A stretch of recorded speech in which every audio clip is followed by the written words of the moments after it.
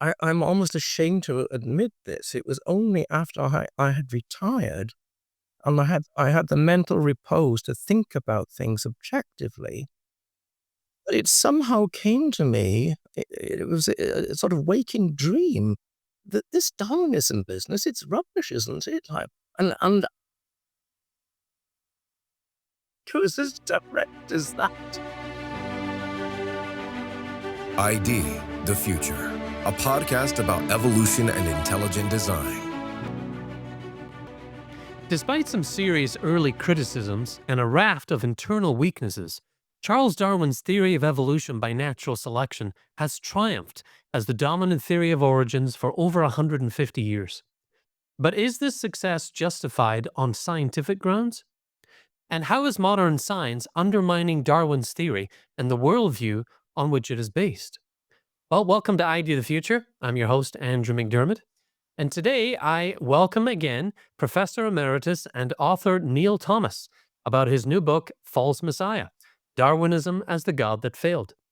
Over 2 episodes of the podcast, we're looking at some of the problems with the theory itself and how it managed to triumph for so long, and of course how it's being eclipsed now by recent scientific discoveries. Thomas is a reader emeritus in the University of Durham, England, and a longtime member of the British Rationalist Association. He studied classical studies and European languages at the universities of Oxford, Munich, and Cardiff before taking up a post in the German section of the School of European Languages and Literatures at Durham University in 1976. He has published over 40 articles in a number of refereed journals and is author of a number of books, including the 2021 Discovery Institute Press title, Taking Leave of Darwin: A Longtime Agnostic Discovers the Case for Design. Welcome back, Neil. Hello, them. So would you say that this book, False Messiah, is a sequel to Taking Leave of Darwin? Yes, I think it's a sequel, but I would like to think it's a more informed sequel, because I have not ceased researching into Darwiniana since my last book was published in 2021. Mm. And I've been fortunate to be able to publish a whole raft of articles with David Klinghoffer on the evolution news and views. And that's helped me to clarify and consolidate, and has given me the opportunity to expand on what was in article form and expand it Okay. in whole book form. Yeah. Awesome. Well, in the first half of our conversation, we touched on your journey from longtime Darwinist and agnostic to someone ready to bid farewell to Darwinism, a story that you tell in Taking Leave of Darwin. We also discussed some of the internal flaws in Darwin's theory, as well as some of the historical influences that helped shape his ideas.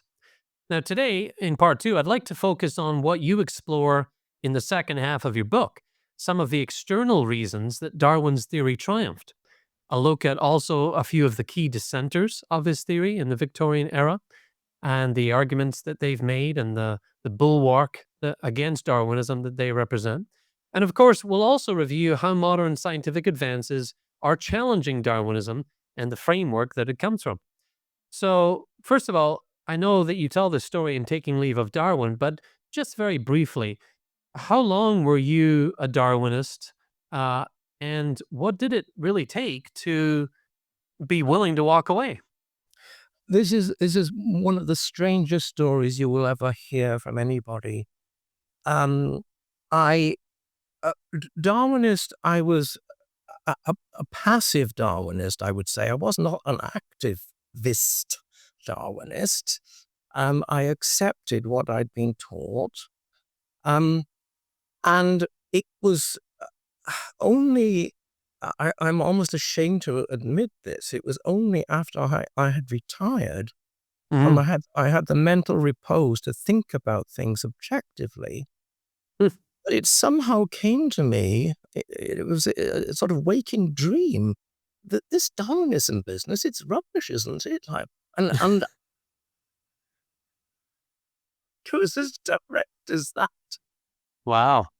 And I put it down to the fact that I suppose that, like many of us with busy professional and personal lives, that I'd been so preoccupied with the day-to-dayness of existence and getting by and making money and seeing the family okay and so on, that I really didn't have adequate bandwidth, I think is the word that they use these days, Mm. to consider the really important existential issues of our life. And it suddenly came to me. I mean, you can use the word epiphany. It sounds a bit pretentious and maybe a bit religious. I don't think it's that. I think it was more like a kind of scientific flash of inspiration.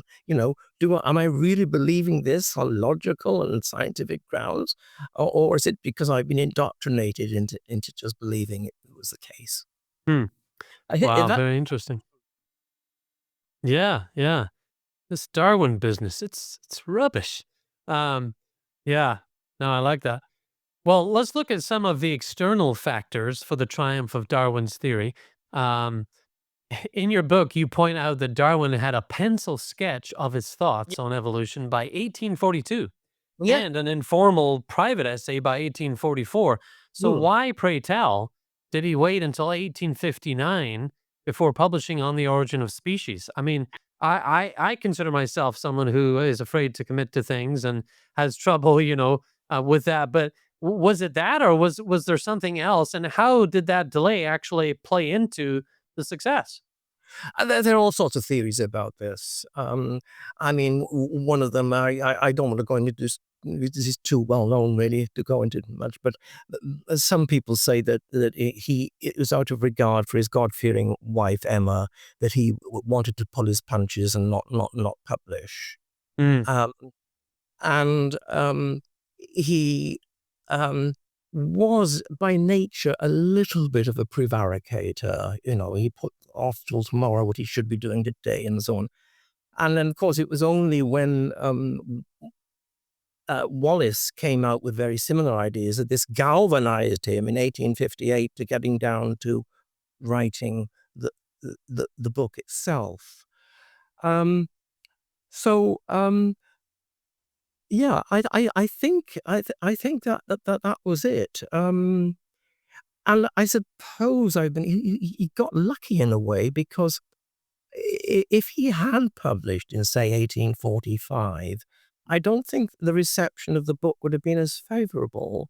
hmm, Um, I mean, I might come to this later. I think this might come up later in our discussion, but the, the, the process of secularization in Europe was gathering pace from the 1840s, 50s up into 1860. So he was on the cusp of a new mental paradigm of people who were discarding old ways of faith and opening themselves up to potentially new ideas. So in a way, it was to use a peculiar word, providential, as he waited until 1859 to publish. hmm. And you mentioned Wallace, sort of, forcing his hand there, and we'll mention Wallace a little later. You talk about confirmation bias on the part of many intellectuals who embraced the theory soon after it came out, noting that they turned a blind eye to the scientific inadequacies revealed by these early reviewers and accepted the theory as the all but inevitable extension of a long nourished intellectual project. You also remind readers that Darwin didn't cause the Victorian crisis of faith, but rather served to confirm the skepticism of those who had already formed anti theistic attitudes on other grounds. Can you just explain that a little bit more? Yeah. I mean, this is where it's necessary to know something about European history, I think, to understand why it happened in the way it did. Um, one of the most catastrophic events in European history was the Great Lisbon earthquake of 1755, Hmm. combined with the tsunami, which consumed a lot of the hinterland of Lisbon. This was taken up by intellectuals like Heinrich von Kleist, the German author, who had a short story about it. And it's obvious from the way that Kleist writes that he is glossing that event as as blaming God for allowing such a thing to happen. Hmm. Now, the take home lesson of the Lisbon earthquake was, yes, there might be a God, but he's done not an interventionist God. Otherwise, he would have saved us from all this carnage. So people then diluted their image of God to a deistic equivalent. Trouble is, with a deistic equivalent, is not a lot of practical use to people in their day-to-day lives. You can't appeal or even pray to such a God because he's deaf to your entreaties. And so people began to think, well, hang on, why do we need a God at all if that is the case? And so what I think happened was that when Charles Darwin came along and bypassed the necessity for invoking any kind of divine figure, at least in the evolution of the species, the people were prepared to listen to him more favorably than they would have before. I'm not saying that all people after 1755 were in that position. What I'm talking about is the intellectual elite who tend to dominate the conversation, the national conversation at any rate. Mm-hmm. And I believe that was the reason that Darwin was given such an easy pass, for heaven's sake. I mean, if you and I had come out with what he'd come out with, I would have expected to be booted out of the room. But anyway, that's all history now. Yeah. Yeah, very interesting context. And then about 6 months, I think it was, after the book Origin of Species, On the Origin of Species came out. So Samuel Wilberforce and Huxley, they had a Yeah. debate at the time when Oxford was moving from, sort of a clerical institution toward more of that secularization that you refer to. Yes. Well, what did Bishop Samuel Wilberforce, an educated, highly analytical man, point out as a core flaw of Darwin's theory? Well, he was very much in league or friendly with Britain's greatest Paleolithic expert, Richard Owen, at the time. And he himself, the bishop, had an Oxford first-class honours degree in maths. So he was by no means anti-science. He was by no means scientific illiterate. Hmm. But he was in touch with anybody who mattered in the top echelons of the scientific world. And Richard Owen was not keen on Darwin's theory for logical reasons, and in fact, Wilberforce wrote a 40-page review of the Origin of Species, which was not very kind to it. So I think on purely logical grounds, the sort of things that I respect, where I'm coming from, there was that aspect. One has to say, though, that ex officio he was an important bishop, and I think that he felt that the liberalizing forces in the Church of England at the time were becoming a little bit excessive. Around about 1860, more or less at the same time as the Oxford debate, there was a book came out called, a rather anodyne-sounding book called Essays and Reviews. It was written by a number of liberalizing churchmen. They were the predecessors of the demythologization movement associated with the theologian Rudolf Bultmann in the later 19th, 20th century. Yeah. It was, to use one word, they were keen on an allegorical interpretation of the Bible rather than a literal one. And this had gone back to the the German writer Lessing and the German theologian Hermann Reimarus in the 18th century. Anyway, enough is enough, he thought.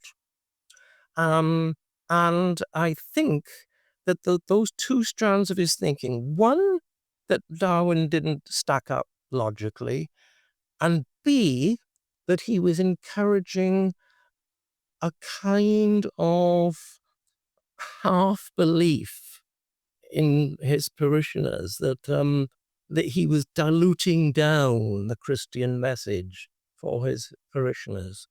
I think those were the two cardinal points that he was really harping on about.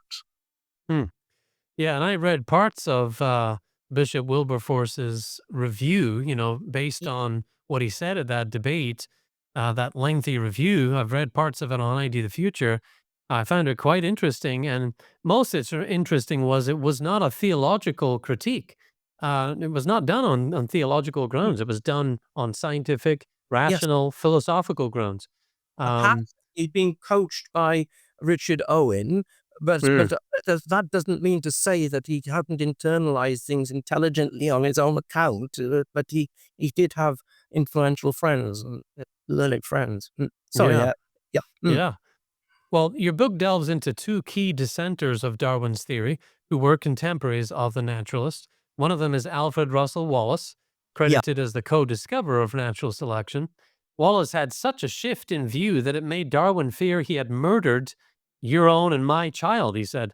Um, why did Wallace ultimately reject the idea that natural selection could explain the human mind's unique faculties, and what did he conclude instead? Yeah, I think, to put it in possibly a slightly facetious way, I think Wallace's internal sense of logic got the better of him in the end. He Mm, realized that what he felt was true in his younger years was, on reflection, not as watertight as he had once supposed. Um, and this came gradually, really from 1865 onwards. He began to associate with people who were against Darwin, not Darwin's displeasure. And even in 1889, when he wrote a book explicitly called Darwinism, he used his very last chapter to say, well, Darwinism might apply to animals, but I can't see that it applies to human beings because we are far too complex. And then there must be some other higher power which has made its entrance into our faiths. Well, of course, that is as good as saying that he is falling back into a Christian way of thinking. Although I've got to say that he did not announce himself in an exact denominational way as a Christian, but I think he did think of himself as, maybe in some obscure sense, a theist. mm, Um, and the other thing I think about Wallace is that he was, I think, a man of great intellectual honesty. Um, in older age, he seemed a very benign, kindly old man. I've read an interview with him with somebody, I can't remember who now, but he yeah. sort of person that you'd love to be your uncle or your grandfather. He was, and and he didn't have any sense of false pride about him. I mean, with Darwin, you got the impression, I am Charles Darwin. I am Erasmus Darwin's nephew, therefore, grandson rather. Uh, Yeah, yeah. therefore, I must, must show the flag for the family and so on. Um, Mhm. with Wallace, he came from relatively lowly stock. He didn't have this sense of amour propre that Darwin had, and he could afford to speak the truth, Mhm. which must have been very liberating for him. Yeah. Didn't have so much to lose, perhaps. Didn't feel that Yeah, pressure of that is the point I was making. saving the family name. Yeah, yeah, Yeah, I think so. interesting. And when we say he's the co-discoverer, um, were they both just thinking along the same lines? How much did they collaborate? What was the nature I of that? didn't collaborate. What happened was that the so-called ternate letter, which uh, Wallace sent to Darwin from the tropics, outlined the very similar ideas they had. And Hmm. then there was a meeting in London, I think it was in 1858 or 9, just 58, I think, just before, where both theories were read out in front of a scientific audience in order to give them equal time. But they didn't collaborate. It was a coincidence. Mhm. Um, and one of the strangest coincidences in history, I suppose. But Wallace did later divert. In fact, Wallace had an amazing life. He didn't die till 1913, Hmm. and he wrote all sorts of books on cosmology. He had a bee in his bonnet about compulsory immunization of children. He was wrong about that, by the way. He thought the higher ups were trying to impose on the working class that they must immunize their children against this, that, and the other. He was wrong about that, but he did enter the fray. He, on a much wider sense than Darwin did. Darwin devoted the latter part of his life to the study of barnacles because it was safe. Nobody was going Yeah. to exercise it on barnacles. Yeah. But Yeah. but uh, but but Wallace put his head above the parapet, and he has to be admired for that, I think. Indeed. Yeah. Now, you also highlight the work of English Romantic poet William Wordsworth as providing a philosophical barrier to the full acceptance of Darwinism. How did Wordsworth's poetry do this? And how did this spiritually charged view stand in opposition to Darwin's grim vision, the struggle for existence? Yeah, good question.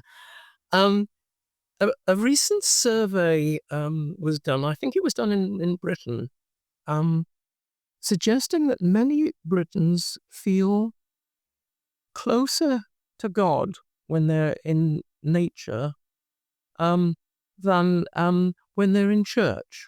What Wordsworth was doing, I mean, although he wouldn't have defined it as that, he was in fact poeticizing the rather arid prose of William Paley, the archbishop who wrote Natural Philosophy in around about the 1800, and making it real for people. He The way he evokes nature, I first encountered him when I was only 16 years old. But I knew instinctively that here was a man of huge spiritual distinction. I think Brits have responded to that at various levels and in various ways. Um, but you ask about how different that was to Darwin's red and toothing claw conception of nature. Wordsworth was not ignorant or immune to that. He understood that some people suffered a lot.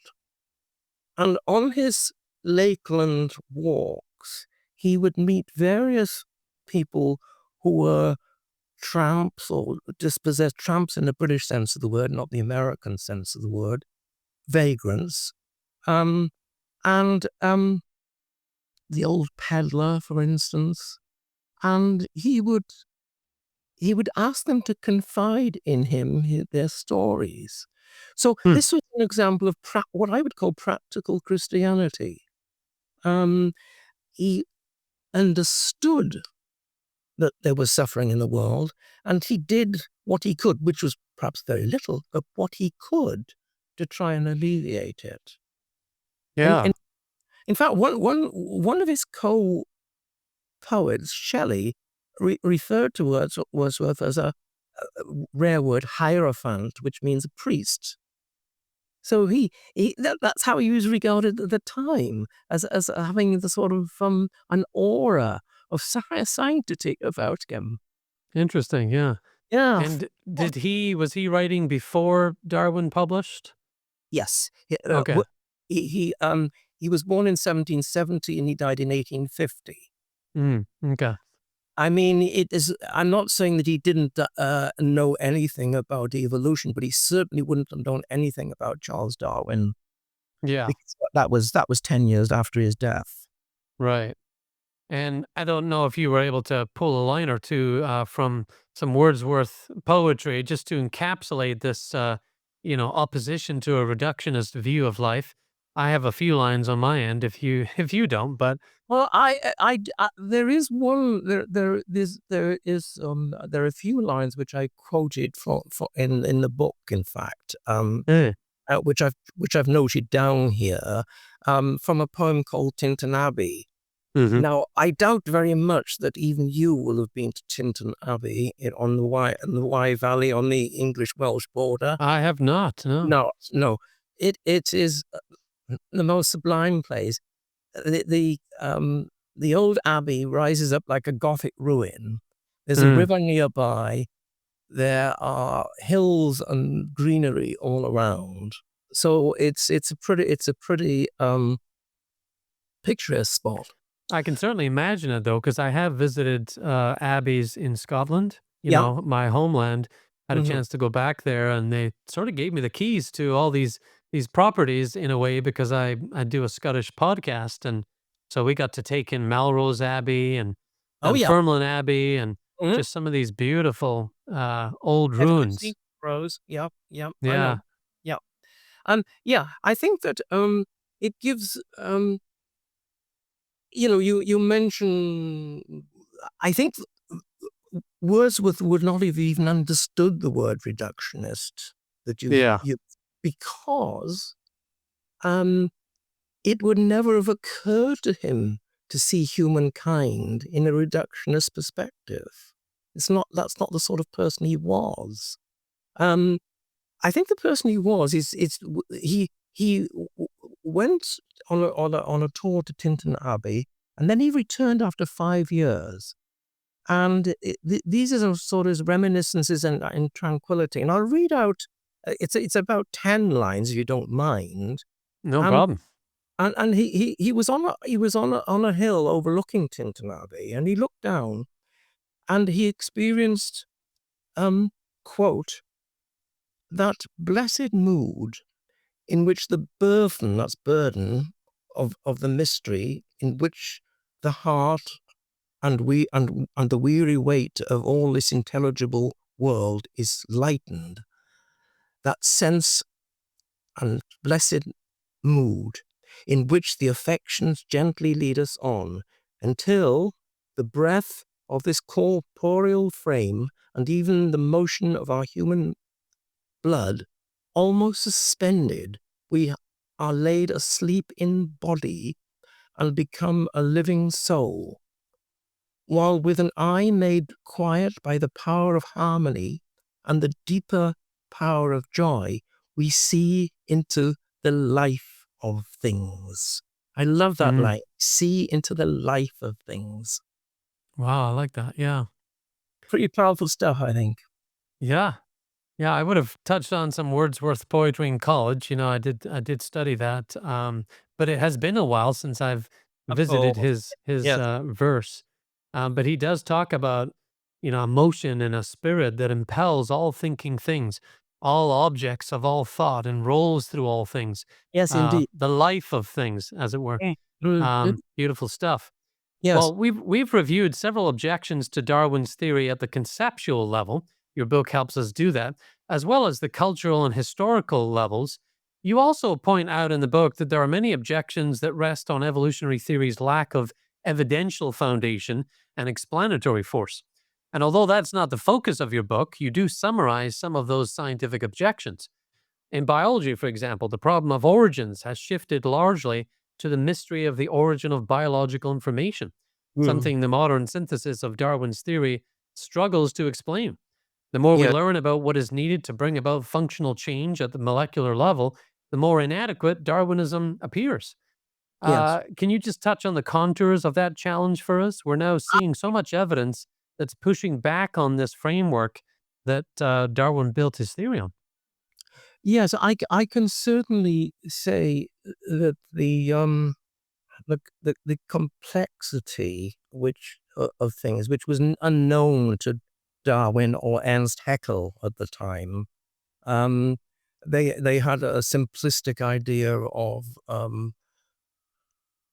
early organisms as just simple blobs and so on. I mean, that's gone out of the window now. I mean, we have a much more sophisticated idea of things.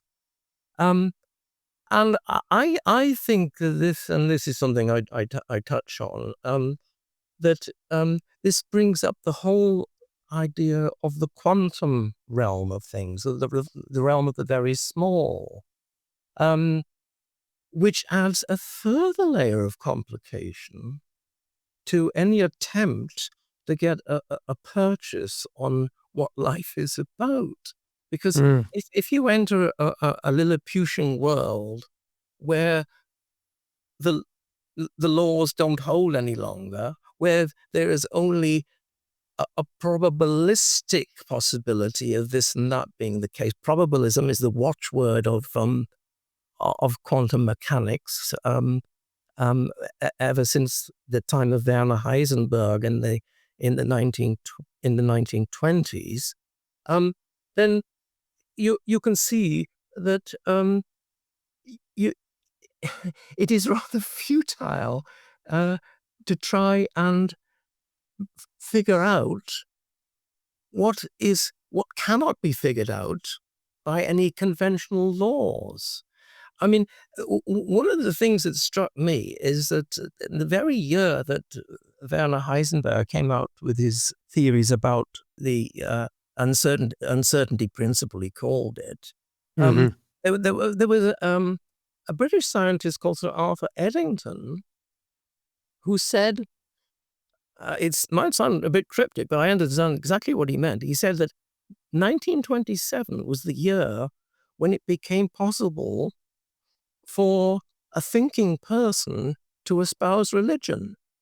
I think by this he meant that given that human capacity can never crack the arcana and secrets of the quantum world, we have to cede priority to somebody who can, somebody with greater insight, greater possibilities of understanding.